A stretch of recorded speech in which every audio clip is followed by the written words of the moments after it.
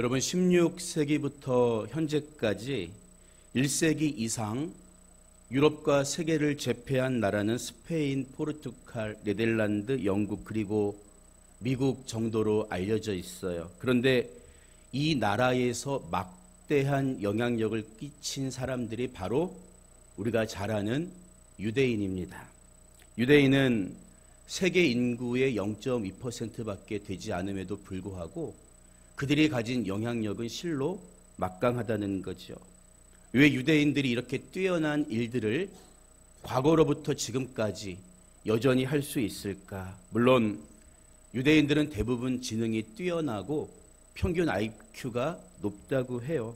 하지만 우리나라나 동북아시아 국가들 국민들의 평균 IQ도 유대인보다 절대 떨어지지 않는다고요. 오히려 더 높게 나타나기도 하지요. 단순히 머리가 좋다는 말로는 설명할 수 없는 무언가가 그들에게 있다는 거예요. 그래서 학자들은 유대인들이 여러 분야에서 두각을 나타내는 이유가 그들의 교육 가운데 있다. 교육이 힘이다. 이렇게 설명합니다. 그러면 유대인의 교육 방법이 우리와 무엇이 다를까요? 우리가 하브르타 이런 교육법들을 요즘에 많이 도입해서 배우기도 하는데 유대인 교육의 특징 가운데 빼놓을 수 없는 가장 중요한 본질이 질문이라는 거예요. 우리 부모님들도 자녀에게 질문을 하기는 해요. 그래서 학교에서 돌아오면 너 몇 점 맞았어? 공부 열심히 했어? 응? 선생님 말씀 잘 들었어? 이렇게 묻지요. 그런데 유대인들은 그런 질문이 아니라 너 오늘 선생님께 질문 많이 했니? 어떤 걸 물어봤니? 이렇게 묻는다고 해요. 그런가 하면 유대인 가정에서 부모와 자녀가 함께 모세오경을 공부하는데 그 과정 속에서도 질문은 필수적이라는 거예요. 무슨 말이냐 하면 신앙도 덮어놓고 하나님을 믿으라고 이야기하는 게 아니라 성경에 기록된 말씀을 가지고 부모와 자녀가 질문으로 이야기를 나눈다는 거지요. 이처럼 좋은 질문은 사람을 성장시키는 촉매제가 됩니다. 그래서 프랑스 계몽주의자였던 볼테르는 사람을 판단하려거든 그의 대답이 아니라 질문을 살펴봐라. 이런 말을 하기도 했어요. 우리가 성경을 보면 신약이 27권인데 그 27권 중에 거의 반을 기록한 사람이 바울입니다. 바울은 가장 위대한 복음 전도자 중에 한 명으로 손꼽히고 있어요. 하지만 그는 예수님의 공생의 기간을 함께 했던 예수님의 직계 제자는 아니었고 오히려 예수님 믿는 사람들을 누구보다 열심히 핍박했던 사람이었다고요. 그런데 그가 어떻게 180도 달라진 인생을 살았을 수 있겠냐는 거예요. 예수님을 뜨겁게 만났기 때문이겠죠. 여러분, 그러나 그것만으로 다 설명이 됩니까? 그렇지 않아요. 사실 성경을 보면 예수님을 만났던 사람의 이야기는 수없이 많이 기록되어 있습니다. 그런데 그들 대부분이 예수님을 만나고 난 뒤에 어떻게 변화된 삶을 살았는가에 대해서는 기록되어 있지 않아요. 알 수 없다고요. 그런데 바울은 예수님을 만난 후 복음 전도자가 되어서 누구보다 크게 쓰임 받았다는 거지요. 그렇다면 바울은 이전까지 예수님을 만났던 사람들과 무엇이 달랐을까요? 차이는 단 한 가지입니다. 바울은 질문했다는 거예요. 오늘 우리가 읽은 말씀은 바울이 유대인들 앞에서 자신을 변론하는 내용입니다. 왜냐하면 유대인들은 바울이 율법을 어겼다고 생각했기 때문이에요. 그가 유대인들만 들어갈 수 있는 성전의 거룩한 구역에 들어가면 안 되는 이방인을 데리고 갔다고 주장하면서 바울을 때려서 죽이려고 합니다. 성내에 소요가 일어난 것을 지켜본 로마의 천부장이 사태를 진정시키고 난 후에 바울을 병영 안으로 피신시키죠. 그래서 바울이 병영 계단에 서서 자기 이야기를 시작한 게 오늘 읽은 말씀의 내용이라는 거예요. 여러분, 그런데 사실 바울은 유대인들이 흥분한 것처럼 율법의 규례를 어기지 않았어요. 다만 에베소에서부터 자기를 따라온 이방인 드로비모와 함께 서 있었을 뿐이었습니다. 그런데 예루살렘의 절기를 지키러 온 디아스포라, 흩어져 살던 유대인들이 거짓말로 유대인들을 선동한 거예요. 그들은 평소 자기가 사는 이방 땅에서 선교 활동을 활발히 진행하고 있던 바울을 매우 못마땅하게 여겼기 때문에 바울을 이참에 없애려고 거짓말을 한 것입니다. 여러분 생각해 보세요. 만약에 바울이 이런 위기 앞에서 자기의 변호에 대해서만 생각했다면 한마디만 하면 돼요. 무슨 얘기예요? 나 드로비모 데리고 안 갔어. 나 이방인 데리고 성전에 안 들어갔어. 이 말 한마디만 하면 되는데 오늘 본문을 보면 알 수 있듯이 바울은 그런 이야기는 일절 언급하지 않습니다. 왜 그랬을까요? 그것은 바울이 정말 말하고 싶은 주제가 아니었기 때문이고 또한 드로비모의 인격을 존중했기 때문입니다. 기껏 드로비모를 전도하면서 하나님은 유대인이나 이방인이나 차별 없이 사랑한다고 말했을 거 아니에요. 그런데 드로비모의 마음에 상처 주기 싫었던 거죠. 바울은 유대인이든 이방인이든 하나님은 평등하게 똑같이 사랑하시고 이미 예수 그리스도를 통해서 그 구원을 완성하셨다는 사실에 대해서 간증하고 싶었던 거예요. 그래서 과거에 자기가 예수님을 만났던 일에 대한 그 내용을 말하기 시작한 본문의 말씀이 기록되어 있다는 거죠. 우리가 아는 것처럼 사도행전 9장을 보면 바울이 예수님을 만난 이야기가 기록되어 있어요. 말씀드린 것처럼 과거에 바울은 누구보다 예수님을 핍박하고 예수님 믿는 사람들을 잡아들이는 일에 열심이었던 사람입니다. 그래서 본문 3절을 보면 나는 유대인으로 길리기아 다소에서 났고 이 성에서 자라 가말리엘의 문화에서 우리 조상들의 율법에 엄한 교훈을 받았고 오늘 너희 모든 사람처럼 하나님께 대하여 열심히 있는 자라. 나는 너희와 다르지 않아. 이렇게 진정시키고 있어요. 그리고 그는 그런 자기 열심을 따라서 그리스도인들을 체포하기 위해 다메섹으로 가다가 예수님을 만났다는 거예요. 그런데 우리가 잘 아는 것처럼 환한 빛에 눈이 먼 바울의 귀에 어떤 음성이 들려오지요? 7절 후반부를 보면 나타나 있듯이 사울아 사울아 네가 왜 나를 박해하느냐? 이 음성이 들려왔어요. 여기서 사울은 히브리식 유대인들의 이름을 부르는 방식이고 바울은 헬라식 이름이에요. 로마 사람들이 부르는 이름이죠. 바울이란 이름 속에는 작은 자라는 뜻이 있지만 그렇다고 반대로 사울이란 이름이 큰 자라는 뜻은 아니에요. 오히려 질문, 물어보다. 사울은 이런 뜻입니다. 그렇기 때문에 사울이 회개해서 스스로 바울이 되었다, 큰 자가 작은 자가 되었다는 것은 사실 근거가 없는 해석입니다. 우리도 일제강점기 때 한글 이름과 일본식 이름을 동시에 가졌던 것처럼 헬라 문화권에 살던 유대인 사울은 바울과 사울이라는 이름을 처음부터 함께 사용하고 있었다는 거죠. 더구나 사도행전을 보면 바울이 안디옥 교회 목회자로 있을 때에도 사울이라 부르고 있습니다. 예루살렘 교회에 파송되었을 때 그리고 1차 선교 여행을 떠날 때도 사울이라고 부르고 있어요. 심지어 사도행전 13장 2절을 보면 주를 섬겨 금식할 때에 성령이 이르시되 내가 불러 시키는 일을 위하여 바나바와 사울을 따로 세우라 하시니 이렇게 기록되어 있다고요. 성령께서도 그를 사울이라고 부르셨다는 거예요. 따라서 사울이 회개해서 갑자기 이름을 바울로 바꾼 게 아니라 이방인들의 사도로서 이방인을 중심으로 복음을 전하면서 그들에게 보다 친근한 이름이었던 바울을 주도적으로 사용했다고 보는 게 더 타당하다는 거죠. 그런데 사울아 사울아 내가 어찌하여 나를 핍박하느냐, 이 예수님의 음성을 들은 바울은 두려움에 떨었지만 한편으로는 의아했어요. 자기는 누구보다 열심히 주님을 위해 헌신한다고 생각했는데 왜 주님은 이렇게 나타나셔서 내가 나를 박해하느냐, 이런 말씀을 하실까요? 그래서 바울은 두렵지만 첫 번째 질문을 던지잖아요. 본문 8절을 보면 내가 대답하되 주님 누구시니까 하니 이르시되 나는 내가 박해하는 나사렛 예수라 하시더라. 이렇게 이야기합니다. 바울의 첫 번째 질문이 뭐예요? 주님, 누구시니까? 여러분, 우리가 성경을 보면 구약시대 우리가 아는 하나님은 자신을 가리켜서 스스로 있는 자라고 하십니다. 감히 인간이 범접할 수 없는 신적 권위를 가지신 분이 하나님이라는 거예요. 그래서 하나님은 나를 존중히 여기는 자를 내가 존중히 여기고 나를 멸시하는 자를 내가 경멸하리라. 이런 말씀을 하세요. 결코 인간에게 홀대 받으실 분이 아니라는 거지요.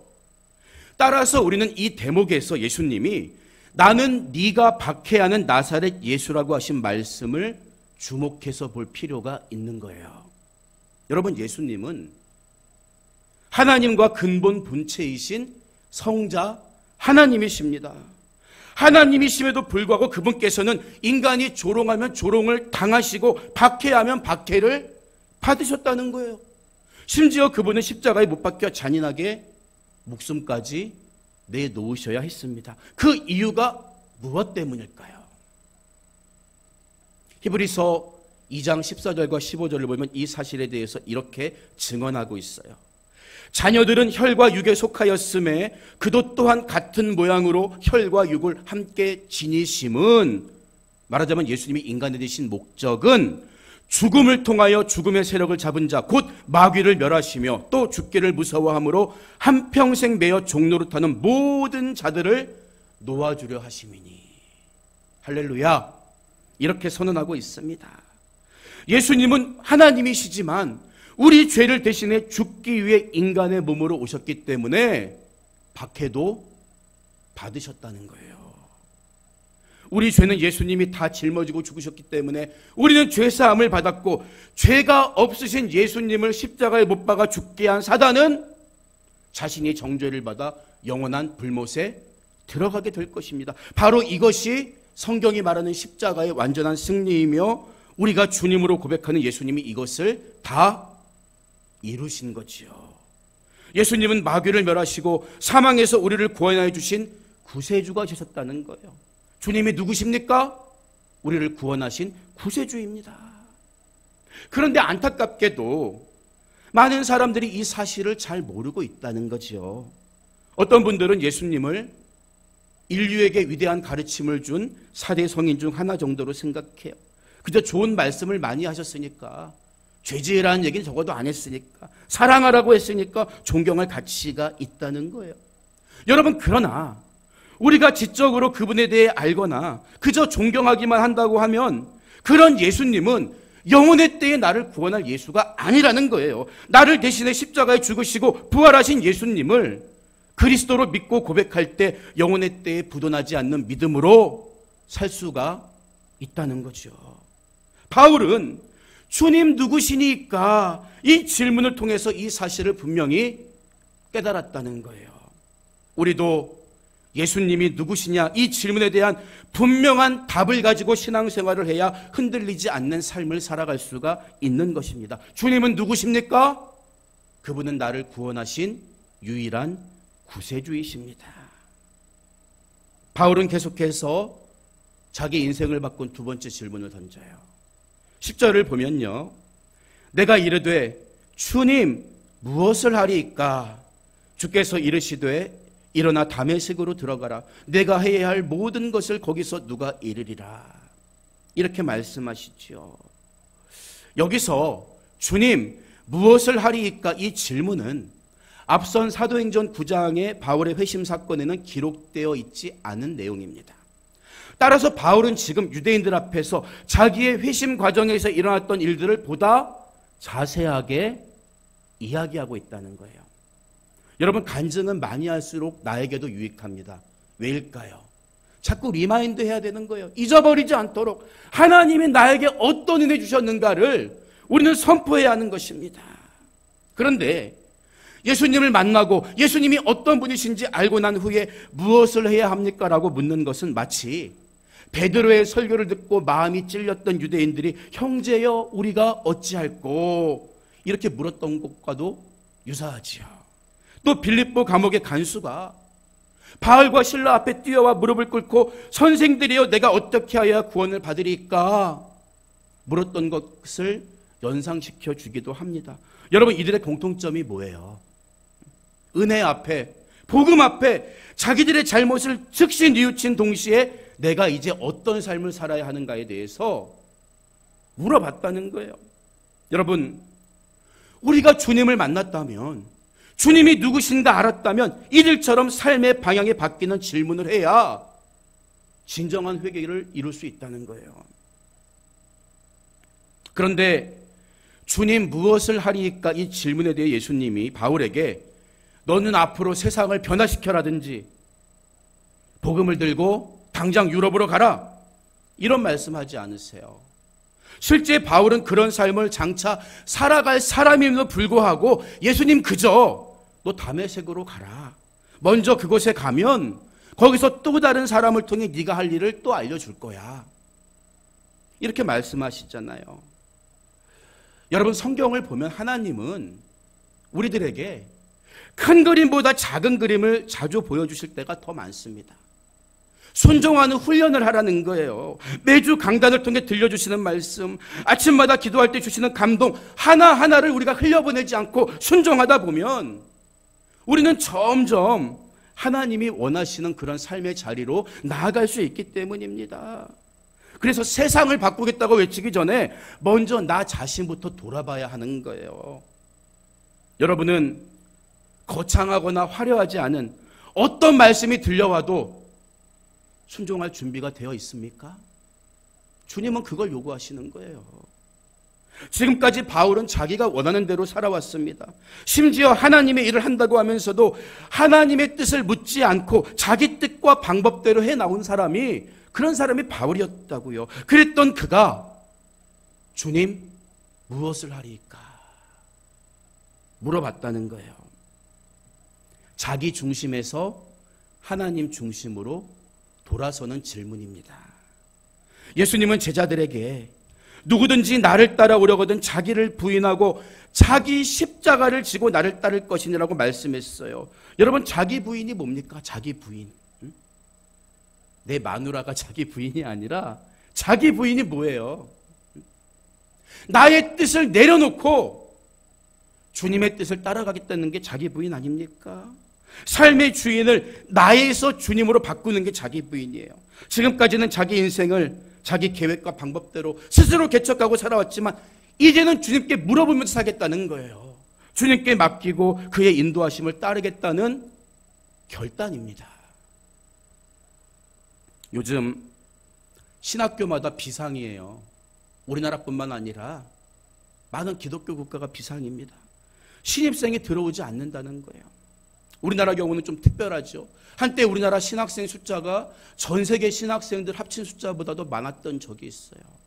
부흥 강국이었죠.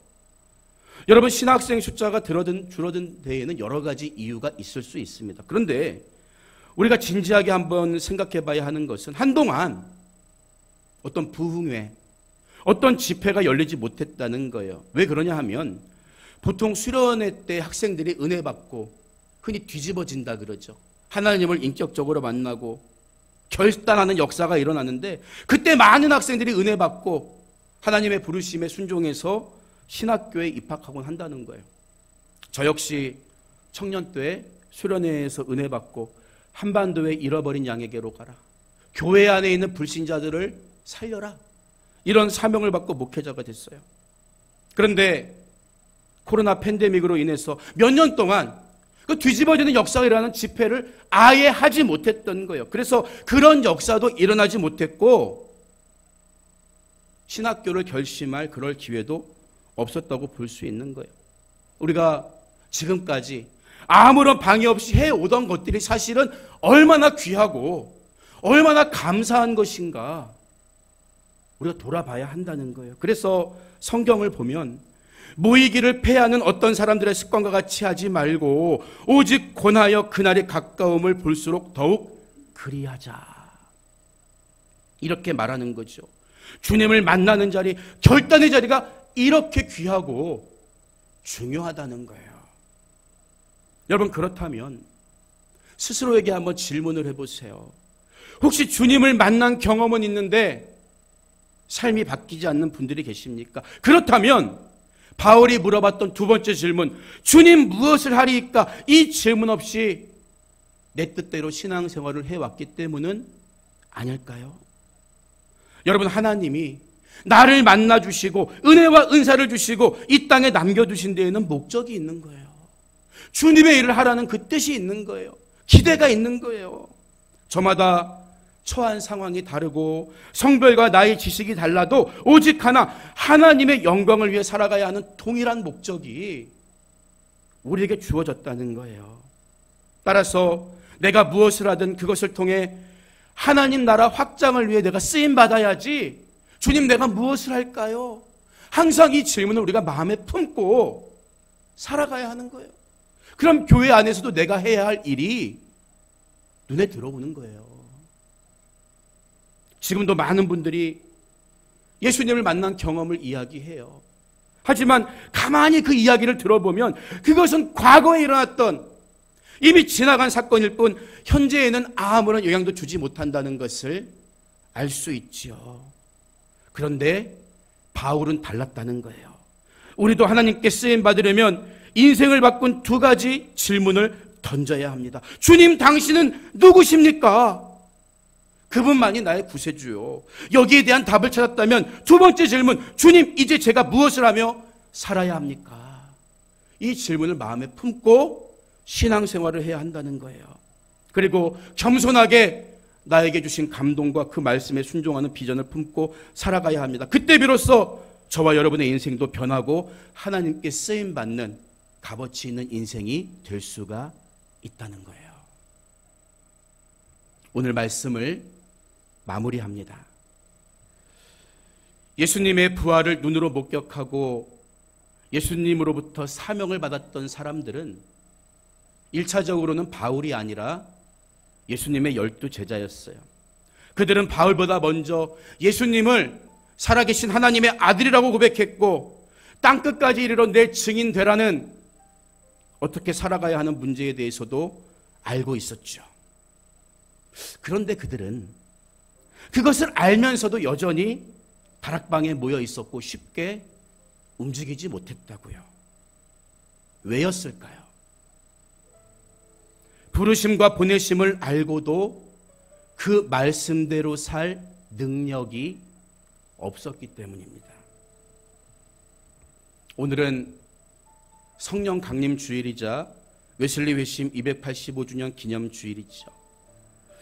웨슬리 목사님은요, 영국의 명문 옥스퍼드에서 공부했고 개인적으로는 홀리클럽 운동을 통해 경건 생활을 아주 몸에 잘 익힌 사람이었습니다. 그는 자기가 가진 학문과 홀리클럽 운동에서 얻은 경험을 가지고 자신만만하게 미국 조지아주의 선교사로 떠나게 되죠. 그런데 결과는 완전한 실패였고 어쩔 수 없이 영국으로 다시 돌아와야 했습니다. 1738년 5월 24일 저녁, 무거운 마음으로 올더스게이트 거리의 한 집회 장소에서 열린 예배에 참석한 웨슬리 목사님은 오직 의인은 믿음으로 말미암아 살리라는 말씀을 듣는 순간 마음의 뜨거움을 느꼈다고 고백해요. 성령으로 충만하게 된 거죠. 이때 거듭남과 구원의 확신을 경험하고 영국 사회를 변화시킨 위대한 일꾼으로 변화된 거예요.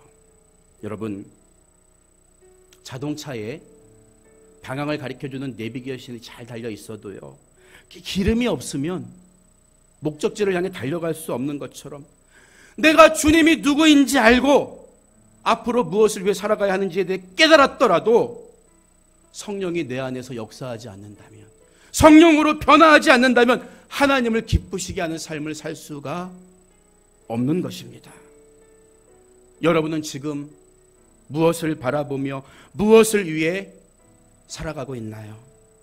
목적지가 없는 여행은 여행이 아니라 방황인 것처럼 돌아갈 곳이 없는 인생은 아무리 화려해 보여도 허무할 뿐입니다.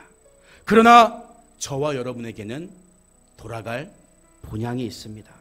성령의 도우심을 따라 하나님이 기뻐하시는 삶으로 여러분의 남은 시간들을 채워갈 수 있는 복된 인생이 다 되시기를 주님의 이름으로 간절히 축원합니다.